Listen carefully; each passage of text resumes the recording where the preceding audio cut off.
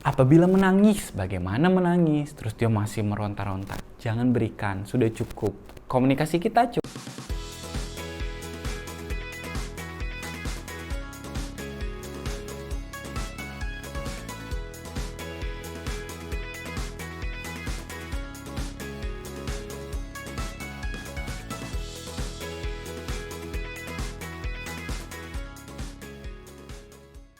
Halo, Assalamualaikum warahmatullahi wabarakatuh. Perkenalkan, nama saya Tarmiji Taher. Saya seorang okupasi terapi di Kota Palangkaraya. Di video kali ini, kita mau sama-sama belajar bagaimana sih melakukan aktivitas atau aktivitas terapi sehari-hari saat mood anak tidak baik atau saat mereka tidak mau melakukan itu. Sederhananya misalnya nih ada aktivitas di mana kita harus pergi, terus anak-anak lagi asik main dan kita harus mengajak mereka. Nah kadang kan ada mengamuk, marah atau menolak aktivitas itu. Atau juga misalnya anak lagi kondisi menangis, terus kita bingung harus apa. Nah ini ada salah satu atau beberapa tips and trick sederhana bagaimana kita bisa sekalian melatih komunikasi kognitif serta perilaku anak dalam aktivitas itu atau dalam keadaan tersebut. Langsung saja, mari kita lihat. Oke, nah sering sekali dalam keseharian atau dalam kehidupan kita sehari-hari kita dituntut untuk melakukan aktivitas yang cepat, apalagi seperti orang tua. Jadi kita ingin cepat, harus buru-buru nih pergi misalnya. Tapi anak kita lagi keasikan main, lagi asik misalnya lagi asik nonton TV atau asik lagi main mobil-mobilan atau lagi asik paling sering mungkin lagi main handphone seperti itu. Nah ini ada satu trik bagaimana sih kita sekalian mengajarkan anak berkomunikasi, kontrol diri, serta memahami situasi. Sederhananya seperti ini, misalnya anak harus kita ajak pergi tapi dia sudah lagi terlalu asik main. Kita sudah berkali-kali misalnya namanya Miji. Miji, ayo kita pergi. Miji, ayo kita pergi. Kita tunggu, tidak ada respon, masih asik main. Datangi anak kita, kasih tahu. Mama hitung 1 sampai 5 ya. Habis itu kita katakan dadah mobil. Jadi kita hitung 1 sampai 5, dadah mobil. Baik, kita tunggu, kita hitung pelan-pelan. 1, 2,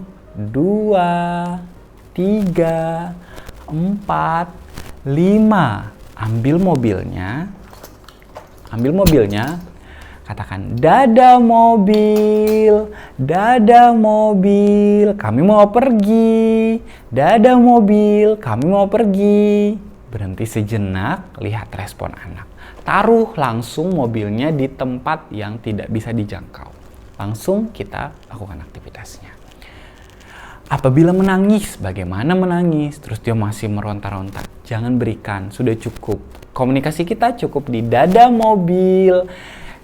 Miji mau pergi. Dadah mobil, Miji mau pergi. Dadah. Nah, seperti itu sampai dikasih tahu. Sudah, kita tinggalkan pergi. Misalnya dia menangis atau apa. Lanjutannya, misalnya kondisinya menangis. Atau ini kondisi lain, misalnya kondisi di mana anak sedang menangis. Misalnya gini, dia menangis. Menangis dengan jejeritannya. Apa yang sering kita lakukan sebagai orang tua? Nah, kita seringnya seperti ini. Tidak menangis, tidak boleh menangis. Ayo tenang dulu. Itu komunikasi yang sering sekali kita lakukan.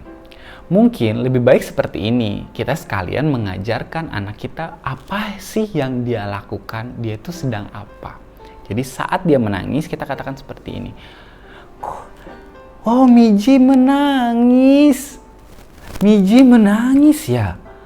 Oh, Miji menangis. Dia terus menangis, sambil ekspresi kita. Oh, Miji menangis ya? Kenapa sih Miji menangis? Miji sedang menangis.